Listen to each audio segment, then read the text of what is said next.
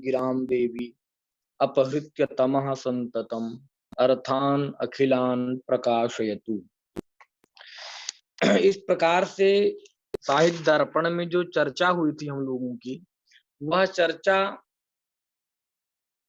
आचार्य विश्वनाथ ने मम्मट प्रणीत काव्य लक्षण में अनलंकृति पुनः क्वापिका खंडन करते हुए, जो आचार्य मम्मट भट्ट के द्वारा जो स्फुट अलंकार के विषय में एक उदाहरण दिया गया था, जहां पर आचार्य मम्मट भट्ट ने कहा कि यहाँ किसी प्रकार का कोई भी अलंकार स्फुट नहीं है, माने स्पष्टतया अलंकार की यहाँ प्रतीति नहीं है।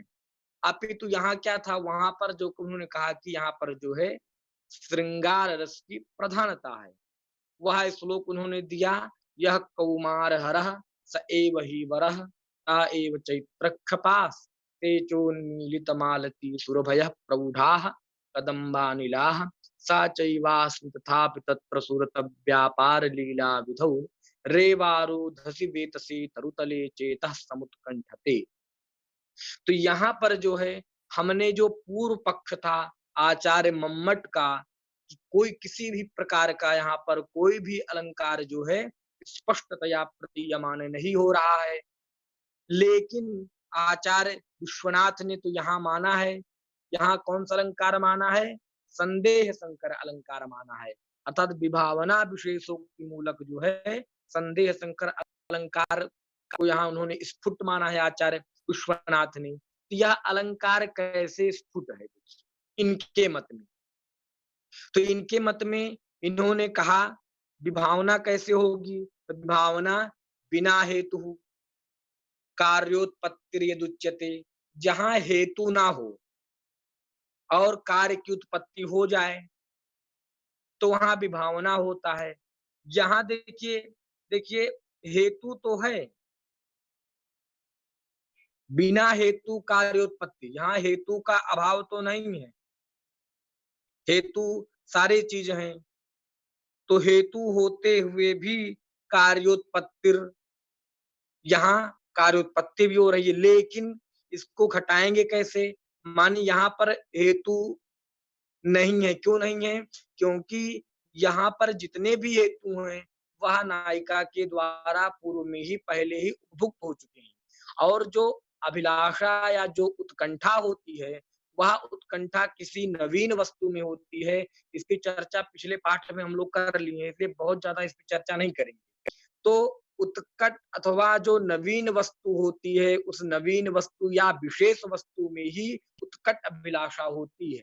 तो यहाँ पर कोई नवीन वस्तु नहीं है, क्योंकि नायिका के द्वारा पूर्व में ही वो सारी वस्तुएं उपभुक्त हो चुकी हैं, इसलिए जो है यहाँ पर कारण है, लेकिन फिर भी नवीन वस्तु ना होने के कारण यहाँ उत्कंठा नहीं है। तो बिना हेतु कार्योत्पत्तिर्यदुच्यते, तो यहाँ हेतु भी नहीं है, क्योंकि यह हेतु इस प्रकार से जो, तो हेतु वहां होता है विभावना में जहां हेतु का शब्दतः निषेध किया गया, तो यहाँ ऐसी चीज यहाँ पर नहीं है। तो बिना हेतु कार्योत्पत्ति यदुच्यते, हेतु के बिना जो कार्य की उत्पत्ति देखी जाती है वहां विभावना अलंकार होता है। और विशेषोक्ति कहाँ होता है, उसी प्रकार से विशेषोक्ति होता है, जहां कारण होने पर भी कार्य की उत्पत्ति ना हो, कारण विद्यमान हो लेकिन कार्य की उत्पत्ति ना हो। तो इस प्रकार से यहाँ कारण विद्यमान है, कारण सारे हैं, लेकिन ये कारण जो है कोई नवीन कारण नहीं है, नवीन विषय नहीं है, इसलिए जो है नवीन विषय में ही उत्कट अभिलाषा होती है, इसलिए जो है यहाँ पर जो है जो उत्कंठा रूपी कार्य है वह उत्कंठा रूपी कार्य नहीं होगा। इस प्रकार से आचार्य विश्वनाथ करके जो है यहाँ पर विभावना और विशेषोक्ति मूलक जो है अलंकार की कल्पना कर लेते हैं। ये दोनों अलंकार जो है शब्दतः यहाँ नहीं है, अर्थतः ही आते हैं। इस प्रकार से जो है आचार्य विश्वनाथ विभावना और विशेषोक्ति मूलक संदेह संकर अलंकार मान करके और कहते हैं यहाँ पर तो अलंकार स्फुट है, अलंकार की स्पष्टतया प्रतीति हो रही है, इसलिए जो है यह जो आचार्य मम्मट भट्ट ने कहा कि अत्र न स्फुटः कश्चित् अलंकारः, यह ठीक नहीं है। इस प्रकार से जो है अब जो है आगे की चर्चा हम लोग करते हैं। आगे इस प्रकार से आचार्य मम्मट भट्ट का प्रणीत जो काव्य लक्षण था, उस काव्य लक्षण का संपूर्णतया जो है इन्होंने प्रत्याख्यान किया। उसमें से अदोषौ, सगुणौ और अलंकृति पुनः क्वापि, इन तीनों विशेषणों का। अब इसके बाद कह रहे हैं कि एतेन, एतेन अर्थात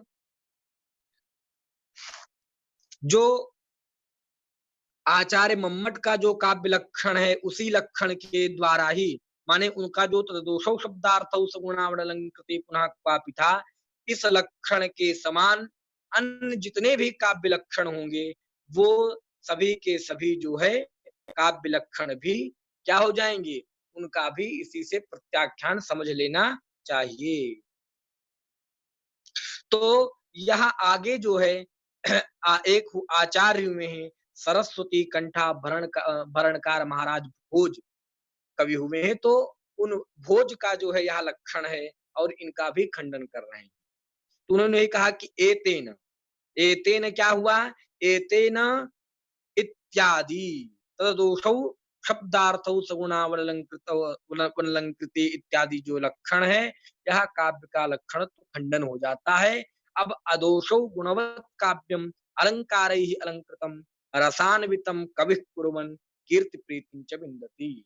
कहे अदोषम गुणवत् काव्यम, देखिए यह भी उसी प्रकार का दो, जैसा आचार्य विश्वनाथ का और आचार्य मम्मट भट्ट का काव्य लक्षण है, ठीक उसी प्रकार से यह सरस्वती कंठाभरणकार आचार्य भोज का भी उसी प्रकार कुछ दिख रहा है। देखेंगे तो यहाँ स्पष्ट आएगा। मैं स्क्रीन पे थोड़ा लगा दूं जिससे आप लोग को भी दिखता रहे।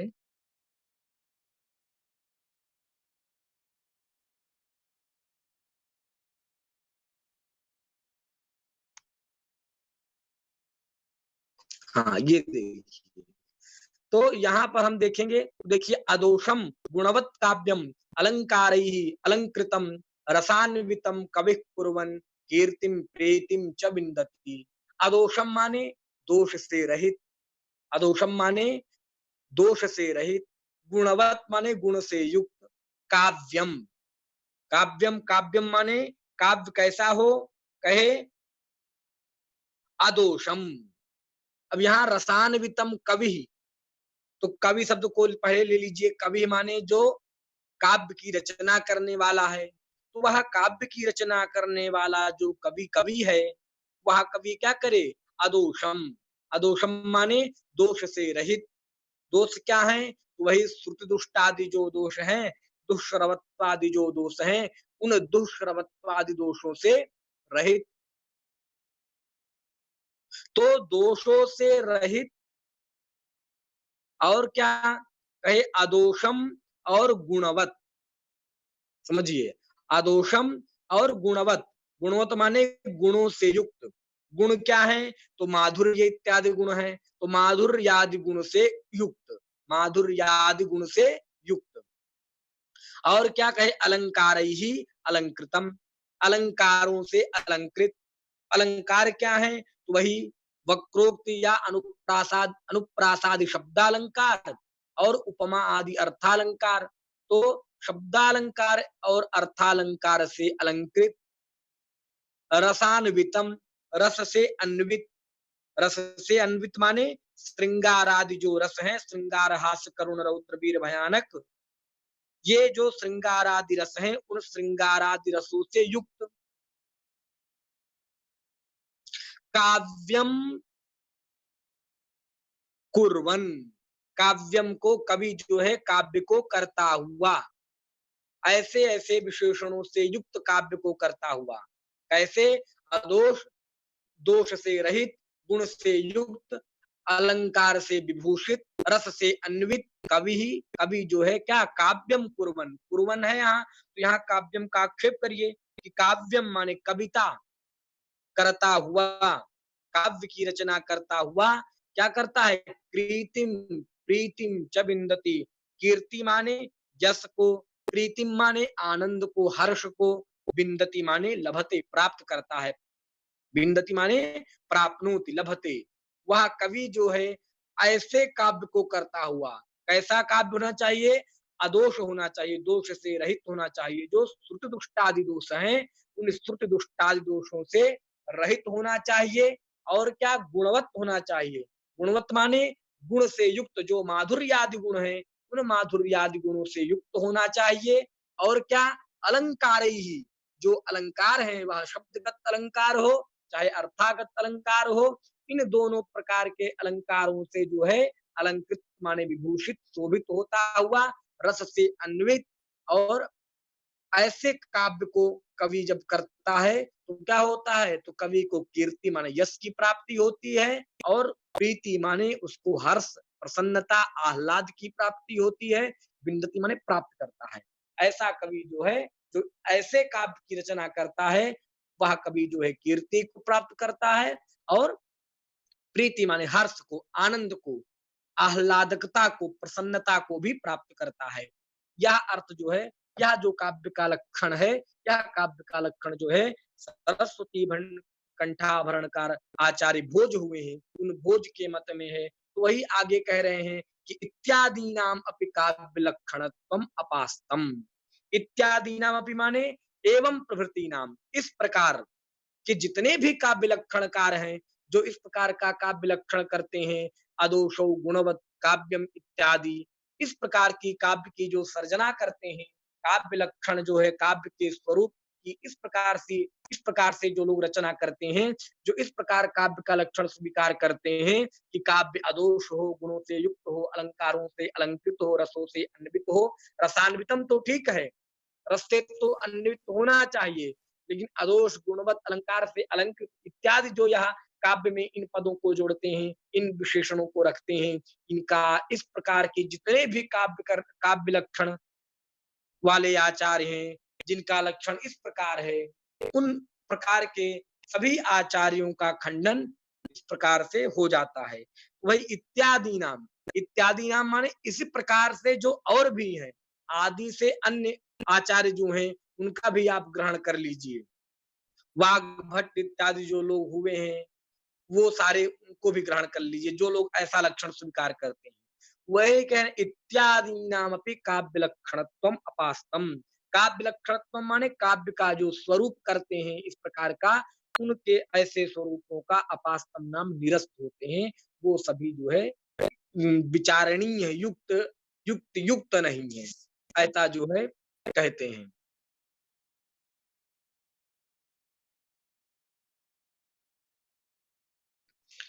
इस प्रकार से जो है इतनी चर्चा यहाँ पर हुई।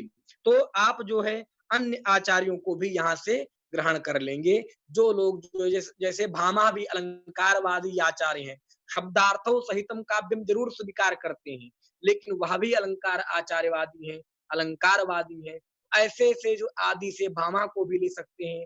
भामा इत्यादि जितने भी रुद्रट को ले लीजिए, या काव्यादर्श आचार्य जो दंडी हैं, जितने भी अलंकारवादी आचार्य हैं, उन सभी अलंकारवादी आचार्यों का इसी इत्यादि नाम अपि काव्य लक्षणत्वम अपास्तम, इसी पंक्ति से उनका भी काव्य लक्षण जो है निरस्त हो जाता है, जो भी अलंकारवादी आचार्य हैं। अब जो है यहाँ से एक नवीन विषय फिर उठा रहे हैं, जो थोड़ा सा लंबा चर्चा चलेगा, और यही प्रमुख विषय और है इसमें। अब देखिए, वही कह रहे हैं कि यत्तु ध्वनिकारेण उत्तम। अब जो कह रहे हैं कि जो ध्वनिकार आचार्य वर्धनाचार्य जो हुए हैं, ध्वन्यालोककार है, उन्होंने जो कहा है, यत्तु ध्वनिकारेण उत्तम, अर्थात जो ध्वनिकार आचार्य आनंद वर्धन ने जो कहा है, क्या कहा है? काव्यस्यात्मा ध्वनि। आचार्य आनंद वर्धन काव्य के आत्मत्व में, काव्य के आत्मा के स्वरूप में किसको स्वीकार करते हैं? ध्वनि को स्वीकार करते हैं।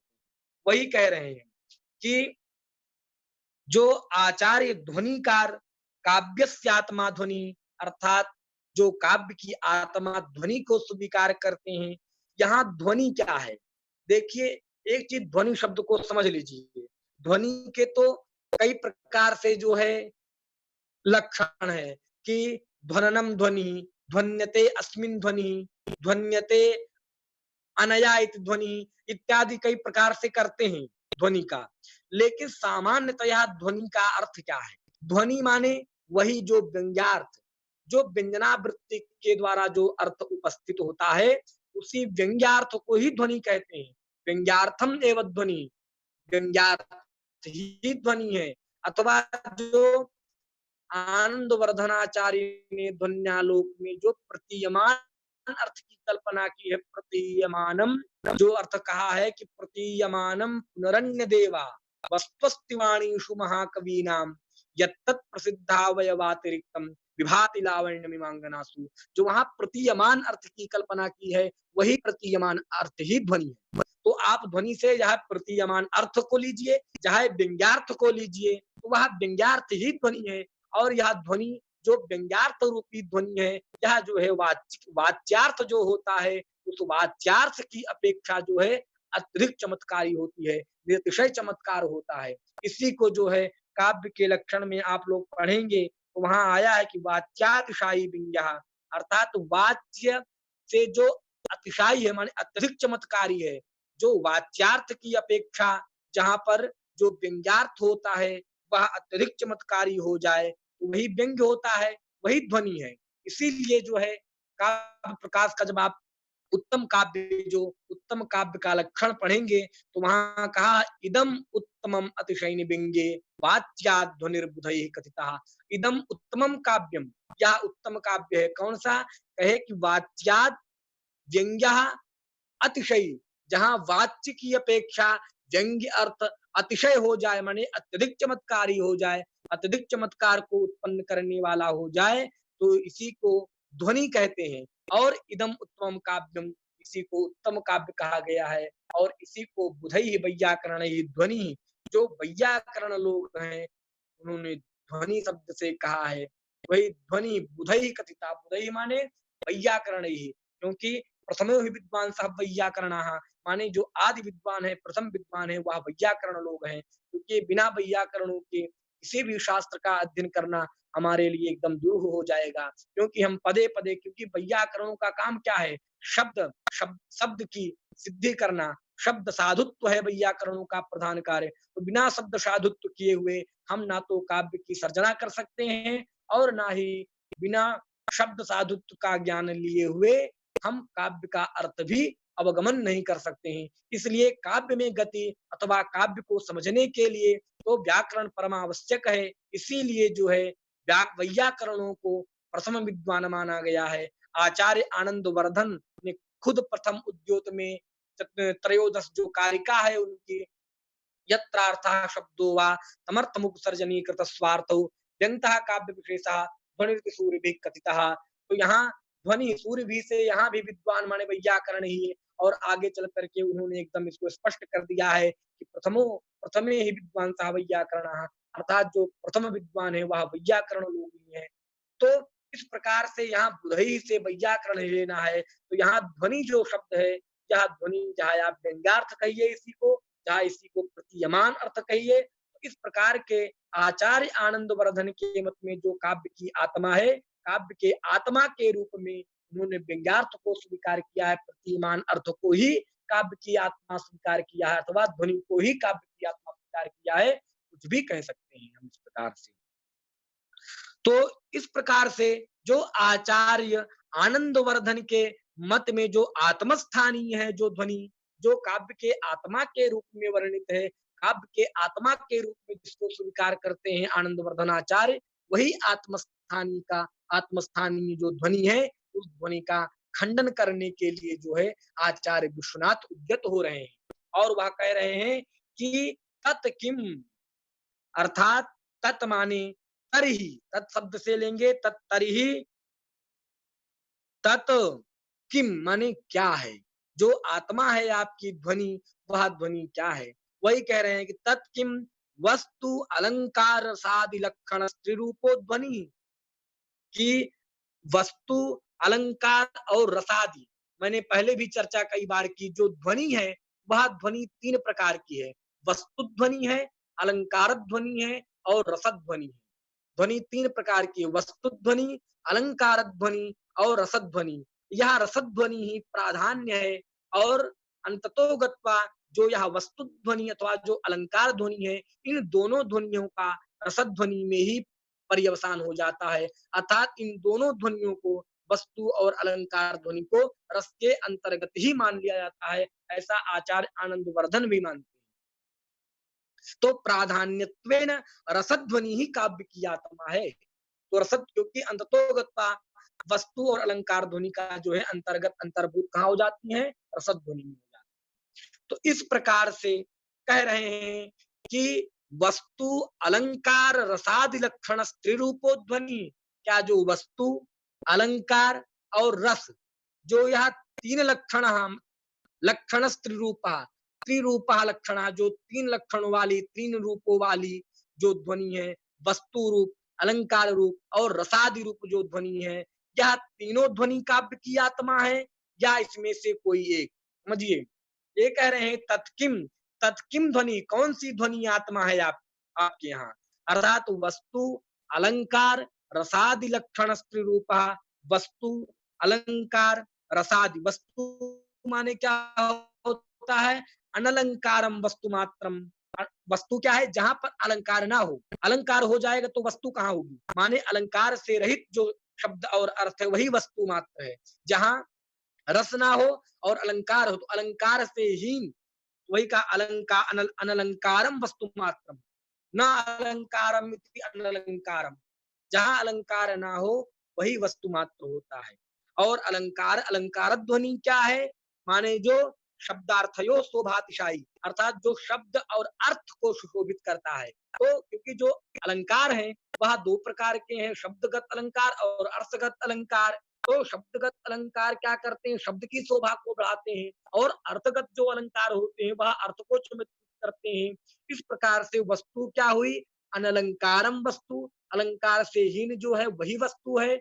और अलंकार क्या है, जो शब्द और अर्थ की शोभा को बढ़ाने वाला होता है वह अलंकार है। और रस क्या है, तो रस है श्रृंगार आदि। और जो यहाँ श्रृंगार आदि में जो रसादि दिया है ना, रसादि, तो रसादि से जो आदि पद है, इसमें आदि पद से आपको जो है ग्रहण करना है भाव, रसाभास, भावाभास, भावोदय, भाव संधि, भाव सबलता और भाव संधि इत्यादि। यह जो जो असमलक्ष क्रम जो ध्वनि है, जो अविधा मूला ध्वनि है, अविधा मूला में जो दो भेद है, समलक्ष क्रम और असंलक्ष क्रम। जो असमलक्ष क्रम, जो असमलक्ष क्रम जो ध्वनि है, वह ध्वनि क्या है, रस भाव तदाभासा भाव शांत्यादि क्रम। जो रस भाव रसाभास भावाभास ये चार, और भाव शांति, भावोदय, भाव संधि, भाव सबलता, ये जो 8 प्रकार के हैं, इन आदि पद से उनका भी ग्रहण हो जाएगा। तो इस प्रकार से जो है, जो यह त्रिरूपा ध्वनि है, वस्तु रूप, अलंकार रूप और रसादि रूप जो ध्वनि है, यह त्रिरूपा ध्वनि, 3 प्रकार की यह जो ध्वनि है, यह काव्य की आत्मा है। काव्य आत्मा उत, उत शब्द यहाँ अथवा के अर्थ में आया है, विकल्प के अर्थ में आया है। उत माने अथवा, रसादि रूप मात्रोवा, केवल जो रसादि रूप ध्वनि है, जो तृतीय रसद ध्वनि है, वह रसादि रूप मात्र ध्वनि को काव्य की आत्मा मानते हैं। अर्थात इन्होंने 2 प्रकार का प्रश्न किया आचार्य विश्वनाथ ने आनंदवर्धन से। ये किया कि आप जो है वस्तु अलंकार और रसादि रूप, जो यह त्रिरूप वाली जो ध्वनि है, इस ध्वनि को काव्य की आत्मा स्वीकार करते हैं, अथवा केवल जो रसादि रूप ध्वनि है उसको काव्य की आत्मा स्वीकार करते हैं। तो वही कह रहे हैं कि न आद्य, आद्य न, आद्य माने जो त्रिरूपा ध्वनि है, वस्तु अलंकार रसादि लक्षण रूप जो त्रिरूपा ध्वनि है, वह अगर आप उसको मानते हैं काव्य की आत्मा, तो न माने नहीं, तब तो ठीक नहीं है। अगर कहने की अब आद्या, अगर आप कहते हैं कि आद्या माने वस्तु अलंकार रसादि लक्षण रूपा ध्वनि हम काव्य की आत्मा मानते हैं, कहे न आद्या, अर्थात पहला पक्ष मानना यह उचित नहीं है। अर्थात ध्वनि, तीनों ध्वनि काव्य की आत्मा है, वस्तु अलंकार और रसादि रूप जो ध्वनि है त्रिविध रूपा, ये त्रिविध रूपा ध्वनि जो है काव्य की आत्मा यदि स्वीकार करते हैं, तो यह ऐसा प्रथम पक्ष आपका जो है न माने नहीं ठीक है। कहे क्यों, कहे पढ़े लिखा दो अति व्याप्ते है, कहे यह जो लक्षण है आपका, या क्या होगा, कहे यह प्रहेलिका आदि, प्रहेलिका माने पहेली, जो पहेली होती है, हम लोग जो कहते हैं ना कि पहेली बुझाएं क्या, तो कहे जो पहेलिका इत्यादि हैं, उन पहेलिका इत्यादि में भी यह लक्षण चला जाएगा। तो केवल यह लक्षण, काव्य में लक्षण कैसा होना चाहिए, हम जिसका लक्षण कर रहे हैं उस लक्ष्य पदार्थ में ही लक्षण को रहना चाहिए, लक्ष्य के संपूर्ण पदार्थ में रहना चाहिए। अगर लक्ष्य के किसी पदार्थ में रहा, कुछ पदार्थों में रहा, कुछ भाग में नहीं रहा, तो जो ऐसा लक्षण होता है वह लक्षण क्या हो जाता है, वह लक्षण अव्याप्ति दोष से ग्रसित हो जाता है। और जो लक्षण लक्ष्य में तो रहे और लक्ष्य से भूत जो अलक्ष्य पदार्थ हैं, उन अलक्ष्य पदार्थों में चला जाए तो अतिव्याप्ति दोष हो जाता है। तो यह जो लक्षण है, यह काव्य में तो रहेगा, लेकिन साथ-साथ जो है, जो पहेलिका इत्यादि हैं, जो पहेलियाँ हैं, उन पहेलिकाओं में भी चला जाएगा। इसलिए यह लक्षण जो है अतिव्याप्ति नामक जो दोष है एक, उस दोष से ग्रसित हो जाएगा। और लक्षण जो है कैसा होना चाहिए? कहे तदेव ही लक्षणम यद अव्याप्ति, अतिव्याप्ति, असंभव रूप दोषत्रय शून्यम। जो तीनों प्रकार के अतिव्याप्ति, अव्याप्ति, असंभव रूप जो 3 दोष हैं, इन 3 दोषों से जो शून्य हो और असाधारण धर्म वचनम लक्षण, असाधारण धर्म जो वचन होता है वही लक्षण होता है। तो इस प्रकार से आपका प्रथम पक्ष ठीक नहीं है। कहे द्वितीयश्चेत, यदि आप द्वितीय पक्ष स्वीकार करते